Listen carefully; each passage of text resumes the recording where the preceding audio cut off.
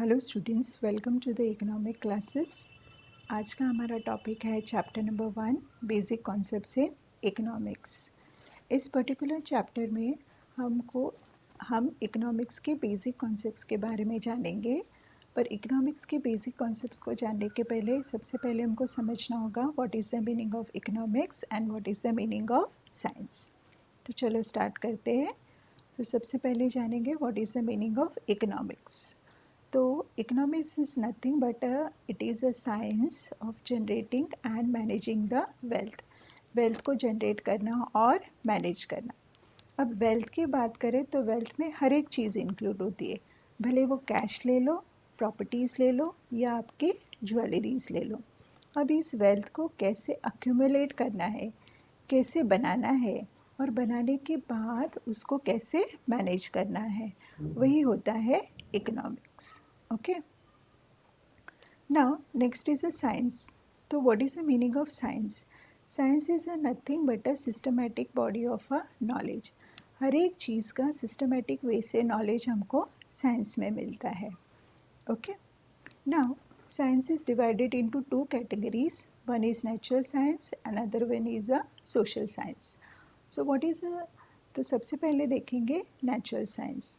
तो natural science को exit science कहा गया है। क्यों? क्योंकि नेचुरल साइंस की वैलिडिटी लेबोरेटरी में टेस्टेड की गई है और नेचुरल साइंस के लॉज यूनिवर्सली एक्सेप्टेड है। अब उसके एग्जाम्पल्स देखेंगे तो मैथमेटिक्स, फिज़िक्स एंड केमिस्ट्री, ये आपको सबको पता ही है, इसके लॉज यूनिवर्सली एक्सेप्टेड है। दैट इज़ वाई इसको एग्जिट साइंस कहा गया है। ओके, नाउ नेक्स्ट देखेंगे सोशल साइंस। तो सोशल साइंस को एब्स्ट्रैक्ट और बिहेवियरल साइंस कहा गया है। Why? Because social science is related to the studies of human behaviour which can not be tested और स्टडीज़ इन द लेबॉर्ट्री। अब हर एक सिचुएशन में ह्यूमन का बिहेवियर डिफरेंट रिएक्ट करता है। हर एक पर्सन का बिहेवियर डिफरेंट होता है। दैट इज़ वाई इसको लेबॉर्ट्री में टेस्टेड किया नहीं जा सकता। अगर ये लेबॉर्ट्री में टेस्टेड नहीं है तो social science is not universally accepted. बस उसके थोड़े बहुत स्टेटमेंट और जनरल टेंडेंसी ही हमको दिखाई देते हैं। अब उसके बेस्ट एग्जांपल्स देखने जाए तो economics, psychology and sociology. So economics is one of the social science. Okay, now next देखेंगे what is the meaning of economics. तो आपको पता ही है, पता चल गया economics is a social science. Okay, अब ये टर्म इकोनॉमिक्स आया कहाँ से? तो इकोनॉमिक वर्ड आया था ग्रीक वर्ड ओइकोनोमिया। अब ओइकोनोमिया का मतलब होता है management of the house hold, घर को कैसे मैनेज करना है। ओके, नाउ अभी डिफरेंट इकोनॉमिक्स ने अपने हिसाब से इकोनॉमिक्स की डेफिनेशन दी है। उन्होंने अपने हिसाब से स्टडी करके इकोनॉमिक्स के डेफिनेशंस दिए हैं। तो लाइन से देखेंगे तो सबसे पहले देखेंगे पॉल सेमिल्सन के हिसाब से what is the meaning of economics. तो इनके हिसाब से economics is a queen of social science. Why? Because it is deal with the economic aspects of human behaviour. अगर ये ह्यूमन बिहेवियर से रिलेटेड है तो ये एक सोशल साइंस है। Okay, it also focuses how human being satisfy unlimited want with a limited means.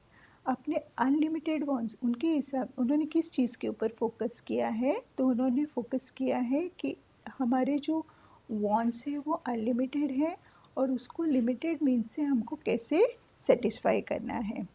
इसका best example मैं बताऊँ तो वाटर है। तो जो फ्रेश वाटर है हमारे अर्थ पे बहुत लिमिटेड है, पर यही लिमिटेड वाटर, जो फ्रेश वाटर है, उसको हम लोग डिफरेंट वे से यूज़ करते हैं, डिफरेंट चीज़ के लिए यूज़ करते हैं, जैसे पीने के लिए, क्लीनिंग के लिए। तो ये जो लिमिटेड रिसोर्सेज है तो हमारे कितने डिमांड्स फुलफ़िल होते हैं, है ना? पर उसको भी हमको इकोनॉमिकली यूज़ करना है ताकि फ्यूचर जनरेशन को भी उसका यूज़ हो सके, है ना? नाउ अभी नेक्स्ट देखेंगे कौटिल्य। कौटिल्य एक इंडियन इकोनॉमिक्स थे। तो इनके हिसाब से economics is also known as a अर्थशास्त्र। अब अर्थशास्त्र का मतलब होता है science of managing the wealth, wealth को कैसे मैनेज करना है। अब यहाँ पर अर्थ का मतलब होता है वेल्थ और शास्त्र का मतलब होता है साइंस। अब इनके डेफिनेशंस के थोड़े बहुत की पॉइंट्स हैं। तो इनके हिसाब से crucial role of the government, government का होना बहुत ही ज़रूरी है। अब उन्होंने किस चीज़ के ऊपर फोकस किया है, क्रिएशन ऑफ वेल्थ, वेल्थ को क्रिएट करना and ensure the welfare of the state. अब जो वेल्थ क्रिएट किया हुआ है उसको स्टेट के वेलफेयर के लिए यूज़ करना। ओके इनके हिसाब से need more efficient administrative governance, मतलब एफिशिएंट एडमिनिस्ट्रेशन होना बहुत ही ज़रूरी है अगर वेल्थ को मैनेज करना है। Okay now apart from that political ideas भी ज़रूरी होते हैं अर्थशास्त्र के लिए, मतलब वेल्थ को मैनेज करने के लिए। विदाउट पॉलिटिकल आइडियाज़ आप कोई भी किसी भी वेल्थ को अगर ग्रोथ करना है तो पॉलिटिकल आइडियाज़ ज़रूरी होता है, अदरवाइज़ ग्रोथ होना थोड़ा इम्पॉसिबल हो जाता है। Okay now there are other economics is also there, उन्होंने भी डेफिनेशंस दिए हुए हैं। तो लाइन से देखेंगे तो सबसे पहले देखेंगे एडम स्मिथ की थियोरी। तो ये क्लासिकल इकोनॉमिक्स से, उनको फादर ऑफ इकोनॉमिक्स भी कहा गया है। इनकी डेफिनेशन वेल्थ ओरिएंटेड थी। वो फेमस हुए थे in the year of 1776 for the piece of work जिसका नाम था an inquiry into the nature and causes of wealth of nation.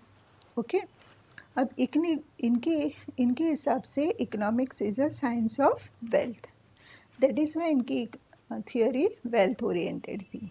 Okay now professor Alfred Marshall की थियोरी देखेंगे तो ये एक न्यू क्लासिकल इकोनॉमिक्स थे। इनकी डेफिनेशन वेलफेयर ओरिएंटेड थी। उन्होंने एक बुक पब्लिश की थी इन द ईयर ऑफ 1890 जिसका नाम था principles of economics.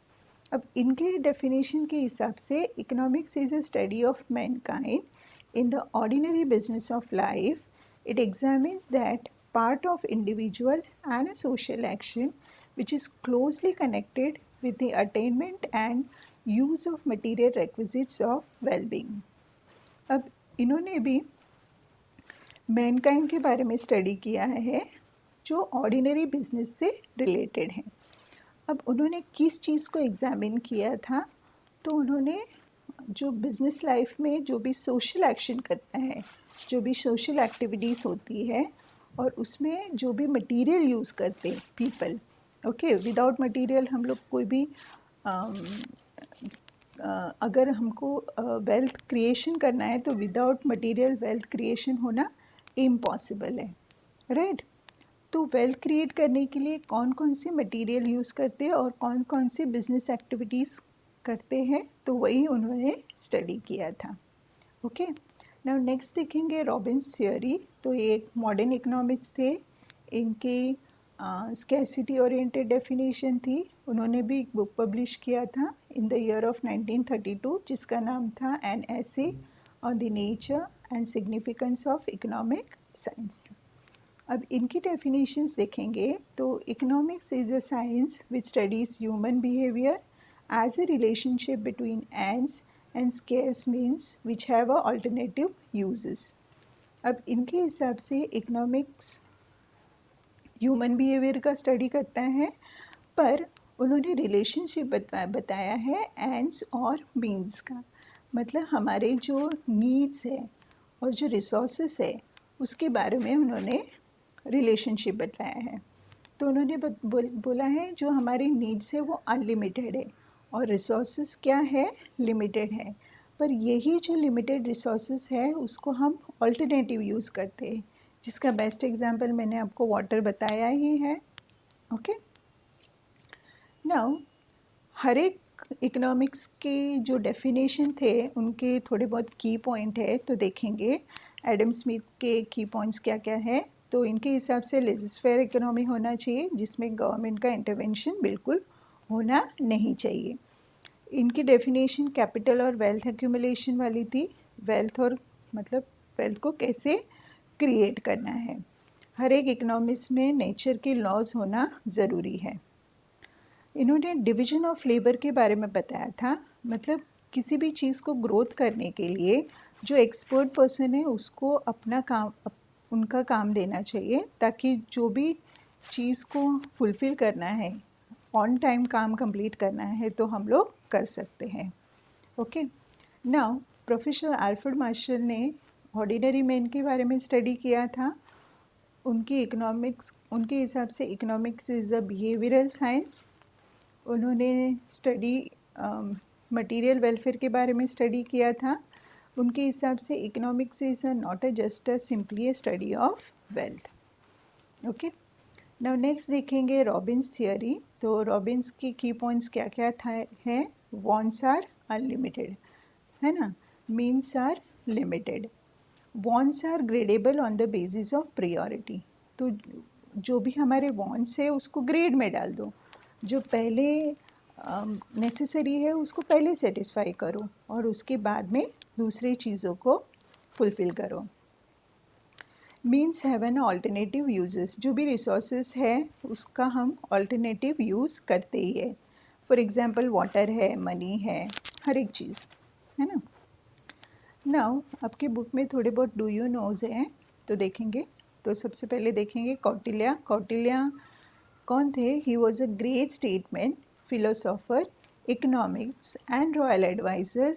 Royal adviser भी थे during the Maurya period. He is also known by a Chanakya. Chanakya के नाम से वो बहुत ही फेमस थे।